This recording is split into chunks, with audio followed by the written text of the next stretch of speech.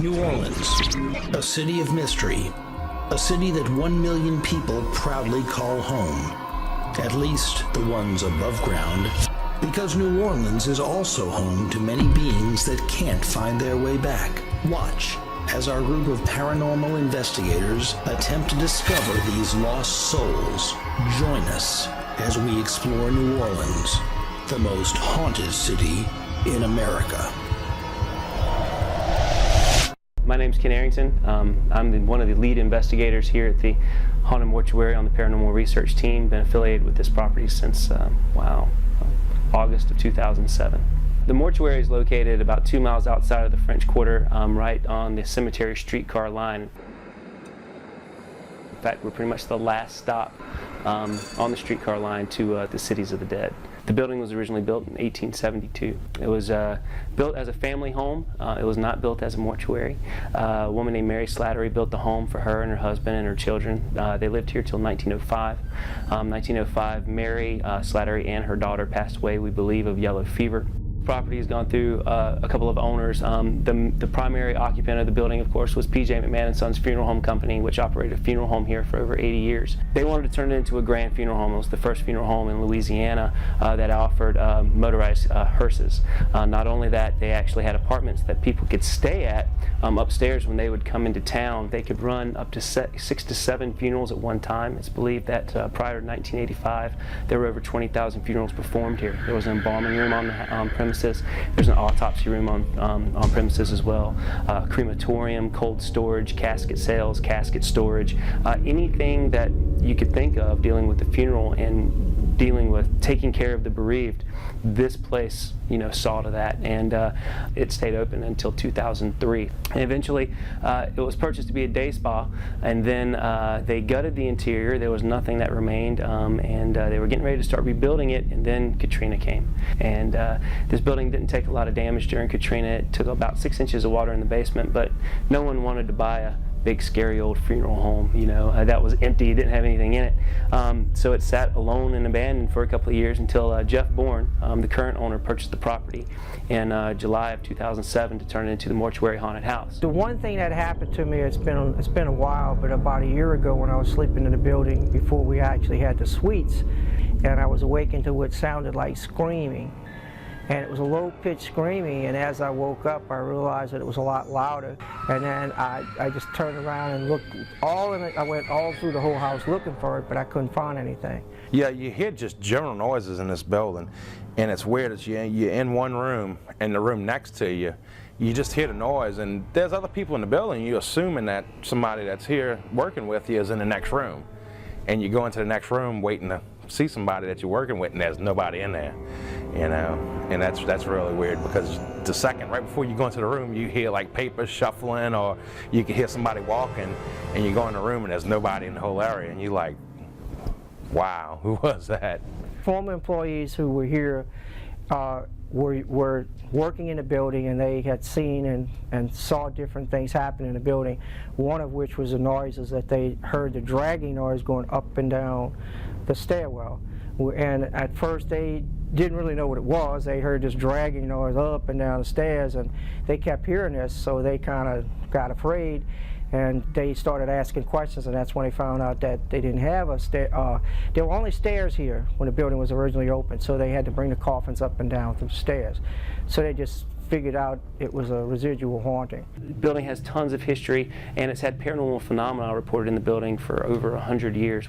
We've heard stories going back to 1905, 1920s, 1930s. Particularly in the 1930s, a story started about a ghostly woman in white who has been seen throughout the property. Sometimes she'll come up to people and ask, have they seen her husband? The ghost that we have given the name of Marie, or Mary, that is what she usually identifies herself by, has been seen throughout the building. Since the 1970s, there have been stories about a undertaker that worked here that actually died during a funeral. He was outside helping to load up a hearse and slipped on the concrete and struck his head on the pavement, and he passed away. Ever since then, people have said that they have seen a rather tall gentleman asking, "Are you here to see Mr. Anderson?" We've had numerous reports of this phenomena occurring. The embalming room is reportedly one of the more haunted rooms of the house, so we have more ghost stories that come out of the embalming room than anywhere else. Legend has it there's a mortician that is still there in the embalming room, still doing his work, so to speak, and he's not too happy with the way the room is decorated. But people have been seeing this guy since the 1960s. We hear his name is Samuel. Two of the main ghosts that are reported in the building are actually the ghosts of two small children. One is a boy, his name's rumored to be Daniel. The girl's name is rumored to be Agnes Elizabeth or Esther Elizabeth. They've been reported in the building for over 100 years. I'm painting the wall and I look down before I move over, and there's a little boy that haunts here named Daniel, and he's standing there clear as day looking dead up at me as I'm painting. And we just both kind of stood there and looked at each other for a while, and then he just disappeared. I've stayed here myself at night and heard little footsteps running around where there's nothing else in the house. The children are very rambunctious. They've been known to play pranks. We have many EVPs of children whistling and talking. We've actually even had, we have an EVP of you can actually hear a little girl arguing with her little brother. So it's kind of funny that in death, ghosts still argue with one another. They like to play pranks. They like to have fun. They're kids. We even have a doll collection here that people have donated dolls over the years to these two children.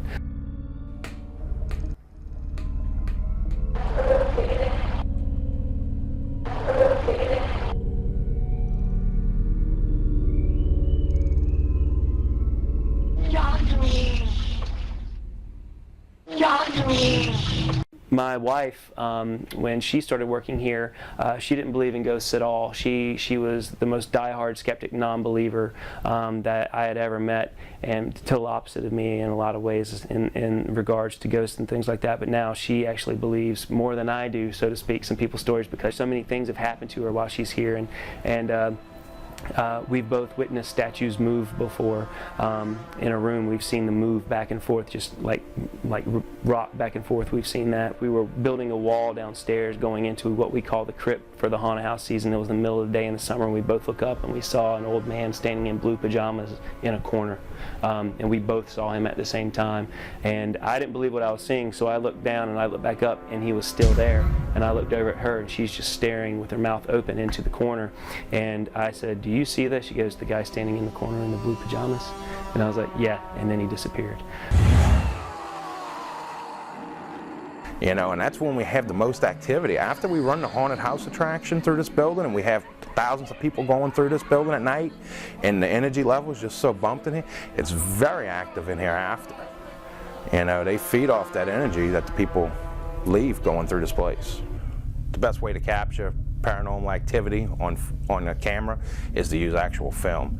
I use 35mm film, and I use high-speed film with no flash.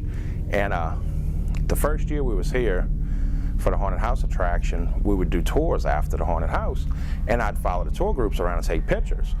And I'd take rolls and rolls of film. We got the pictures back. A friend of mine that was with me, he always wants to look at the pictures first, and he looked through them, and he's like, "Oh, you don't have nothing." So he hands me a stack of pictures, and I start looking through it, and like the second picture I come to is a picture of the front parlor by the grand staircase, and there's a little girl just standing there clear as day, and she just randomly showed up on the film, and I have the actual negative in the picture that she showed up in, and it's pretty amazing. But it's actual film. I think I have better luck with than digital. When we bring people in here, we don't say, "Well, there's a ghost of a woman that goes across this room," or "You can see small children playing." We don't tell people usually anything. We just tell them the building's haunted, and we let them have the experiences.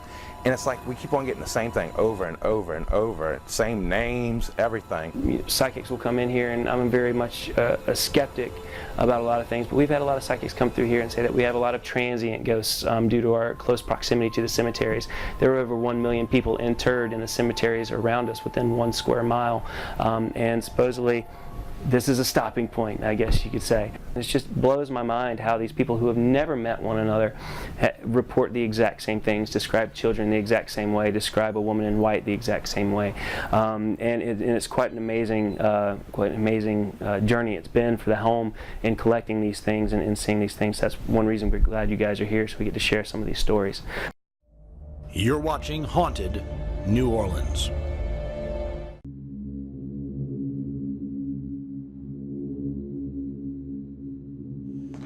And what we do is we walk around here, we bring the people here. Now the piano, this is an illusion. We have the illusion here that comes right down in this section, and then this actually. So it's actually a real piano. No, Actually, it's not real. And we have stuff in here like the fireplace that we added in this bar. But these are all antique dolls, some of which have been said to be haunted. Some of these dolls are also said to do things, move on They're their own. actually creepier than some of the. Yes, they are.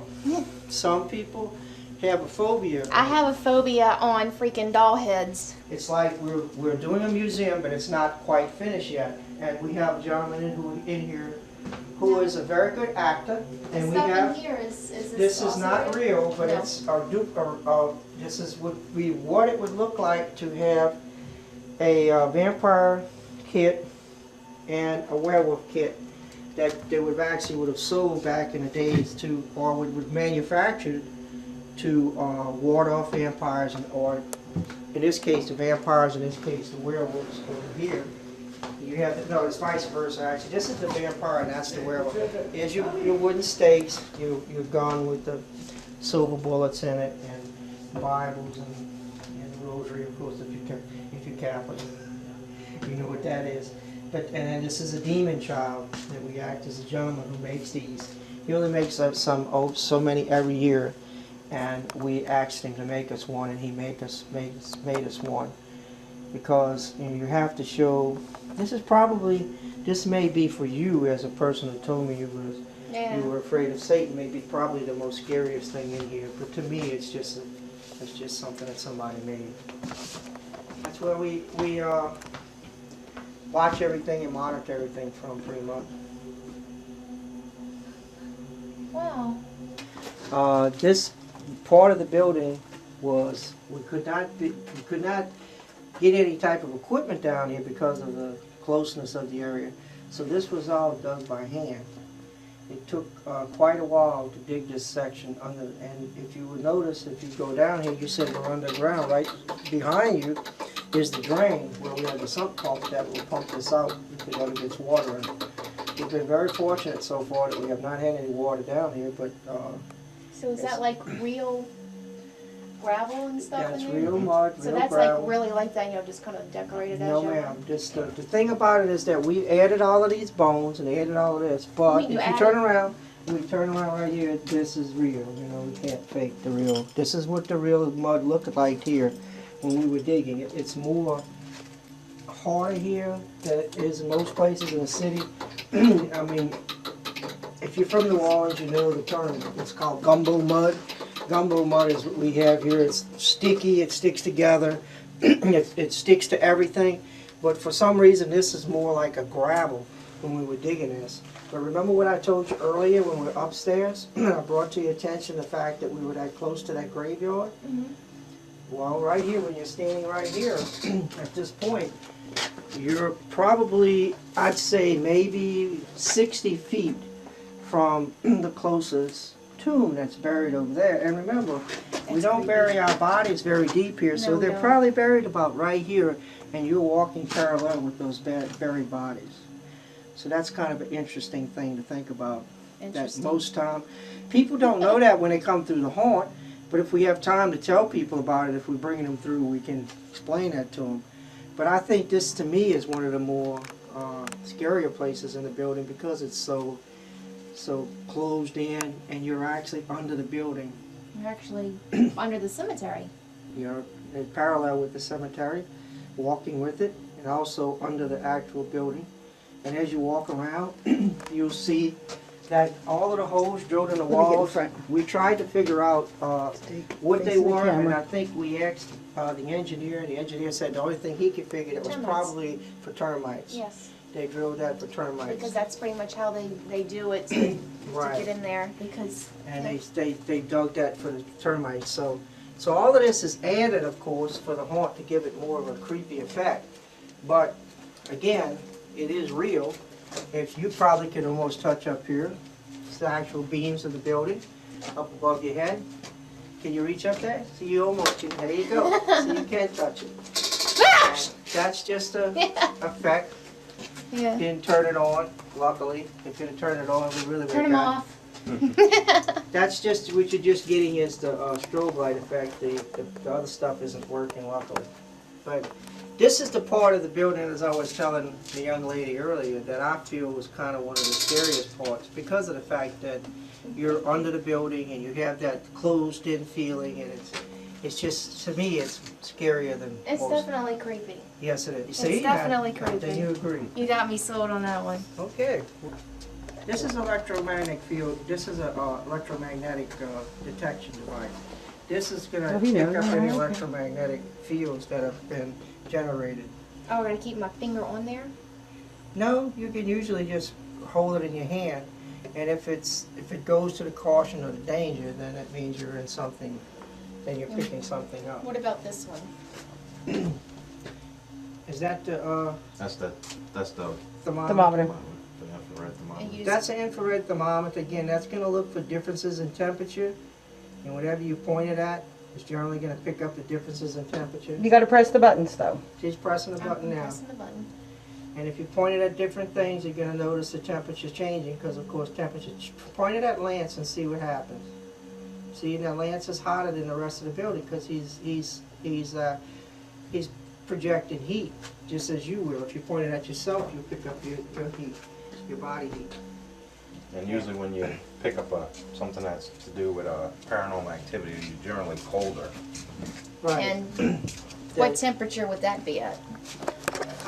It varies, but it's gonna, if the general temperature in the area is say in the 70s and you see a spike going down to like the 60s or lower, then you know it's not normal.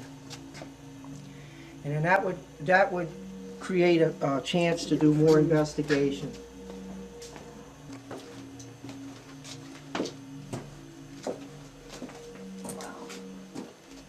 Yeah. So, you know, they told me down here earlier that they actually found bone fragments, Yeah. which is interesting. Washing and moving from the old cemeteries. Trying to see if we can get a change in temperature anywhere. And I'm not getting anything on this either. What are y'all getting? Now it's gone back up. It was up at yeah. I mean, nothing personal. It was at I'm not crawling up in there. It's No. not gonna happen. But it was up at 77, and it's now at 75 down to 74.8. So it is dropping. 73 over there. It's creepy. So what's happening on your meter? Anything Nothing. happening? Nothing. But I'm not It's crawling up interesting. in there to find out No. if it goes off. But look, if I go back up in here, look at how distinct that temperature change is. From 77 down to 73 in some places. Look, right there, 73.4 and dropping. What do you think? Well, you can actually, it feel kind of like a breeze. You can see the things moving, the kind of like a breeze. But is aren't we coming underground? through. We are underground. So where would the breeze be coming from? That I don't know. That's an interesting question, isn't it? That's a very interesting question. Yeah. And why is it so low right over there I don't in know. particular? I don't know. I know that I think this part he said is under the cemetery. And the ground is very, it looks 73.72, from 77 to 72 just going back up in the air. So there certainly is a massive, I mean, you know, a 4 or 5 degree temperature change. Why don't you crawl back up there and see what you get? No. You know, what if I found a bone fragment or something like that? You know, you just never know. I don't think it's wise to disturb the graves of the dead. Look at that. I mean, look at the difference. Right here, I'm at 75.7. I go back here, and immediately I'm at 72.1. And the only thing I can think of is that when I lived in Cincinnati, the basements were actually always cooler. You didn't even have AC in the basements. They naturally just stayed cooler. But why here? Because of the opening? Maybe so. Maybe there's some air circulating. You're watching Haunted New Orleans. We're basically underneath the graveyard. And then right when I point the laser exactly where under the graveyard would be, we get a 5 degree temperature change. versus anywhere else in this room, and it's all underground and it's all extremely still. We don't have much of a breeze. You know, the slight degrees in temperature changes are supposed to be some evidence of some paranormal activity. Okay, we're gonna make it. We're not gonna have a hard time. We're gonna be cool. Let's that was absolutely frightening. Anything unexpected jumping out down here is not good. Not good at all. Oh, God. We knew it was gonna happen that time. We knew. Let's go. It's really Jesus cold Christ. out there too. Oh my God. Oh, I got a headache. Oh, creepy clown guy. I'm not a big fan of clowns. No. You know, I never was one to No. watch it. Oh, look at that dude. No, it No. was the what was that movie? The So do you think poltergeist thing where are we the underneath clown by the- climbs off the chair.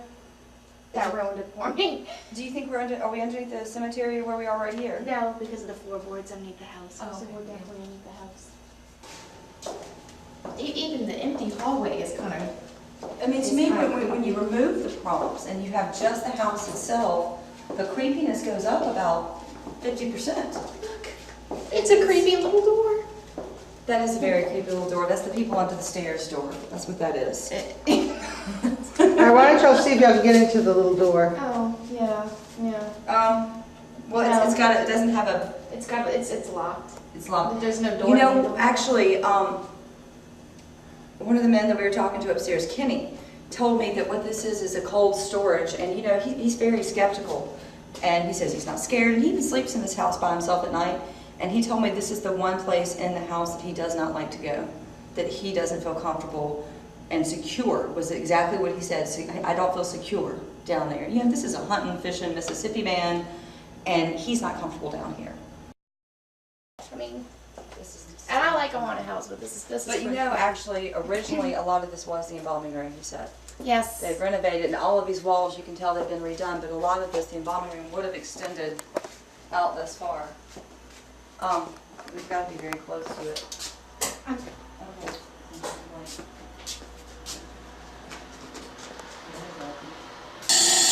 No. Okay, you know it's going to happen, seal yourself.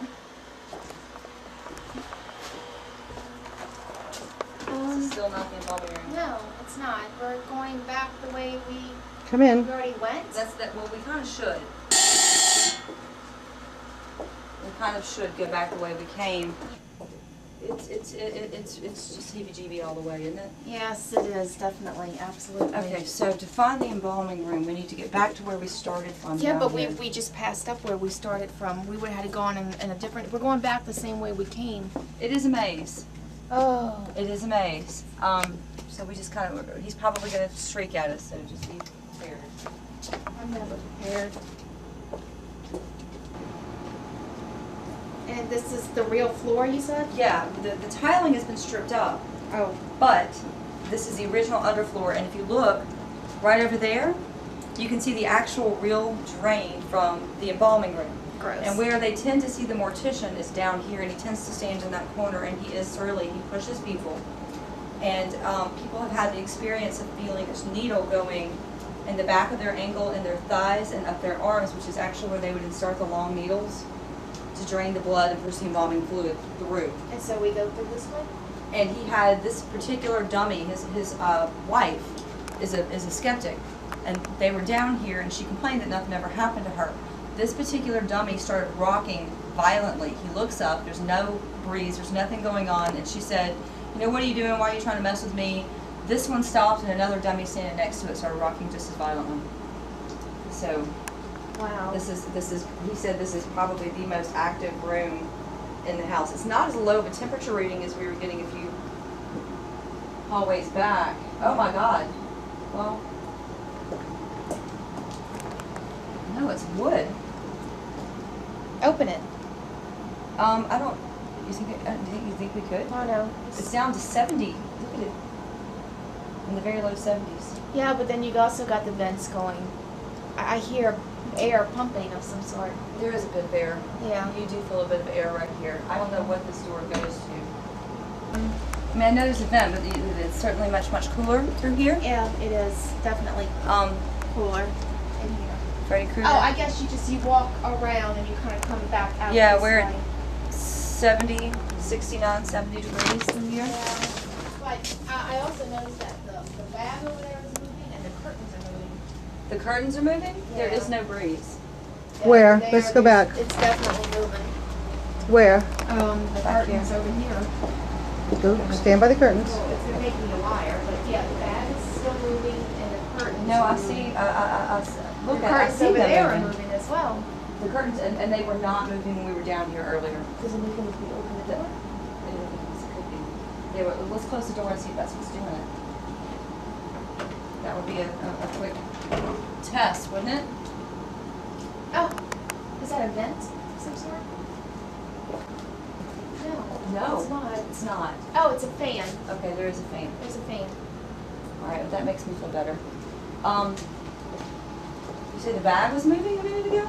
No, that bag over there is still kind of moving. Yeah, just slightly swaying, and that's exactly where the mortician has been seen. Usually, Ken said. Why don't you two go over there and stand by it and see what kind of readings you get?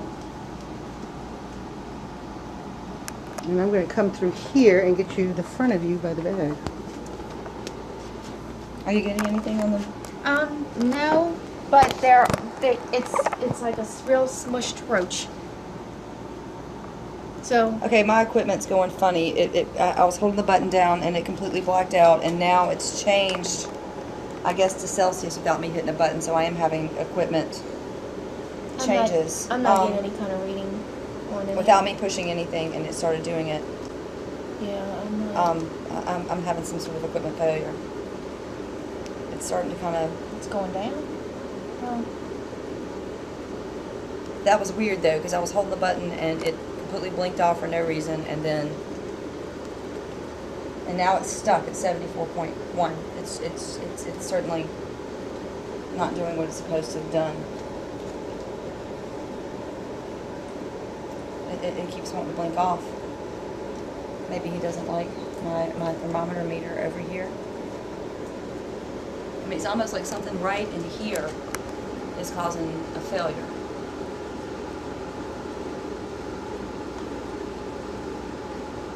Feels a little cooler there, doesn't it? Yeah, it does. 73.4. Oh, these things are annoying. Trying to shoot through this plastic stuff. Yeah, it's 78 right here, and it's 73 degrees right here. So there is a 5-degree temperature difference right here where I was having the malfunction going on anyway. But I'm not getting. I don't know what I don't like about that. Oh God! All right. Oh, I'm sorry. Thought they were supposed to turn most of this off. Don't we? Yeah. Did y'all go through all this before? No. No, we didn't go all through this before.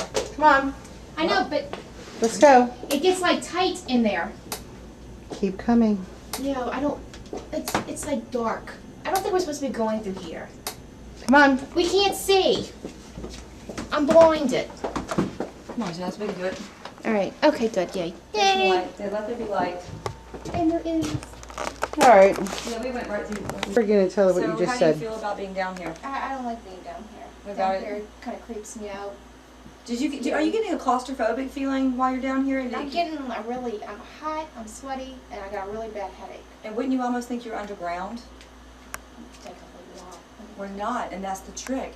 I thought we were underground too until he showed me that out the window we're eye level We are. with the street. This is not underground. It's a weird psychological thing Well, I where thought they said before that we were underground. We were under. not at this level. There's not there's this yet level. another Oh, level. because we have the other stairs that we went down. Right. So this is So- not underground, but you feel You entirely feel, underground, yes. and you're having a headache Yes. being down here. You feel like somebody's watching you.